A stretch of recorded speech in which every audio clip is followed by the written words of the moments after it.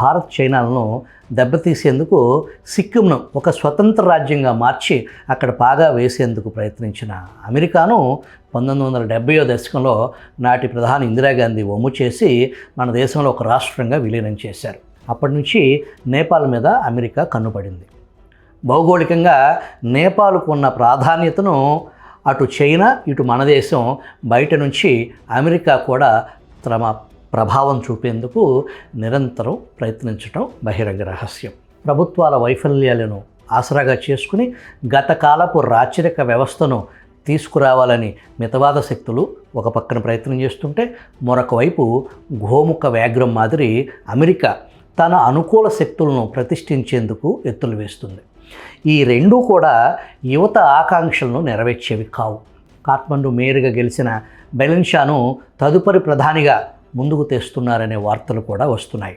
అతగాడు పక్కా భారత వ్యతిరేకి. గత ఏడాది చివరిలో అమెరికా రాయబారి డీన్ ఆర్ థామ్సన్తో భేటీ అయిన తర్వాతే ఈ తాజా పరిణామాలు చోటు చేసుకున్నాయి.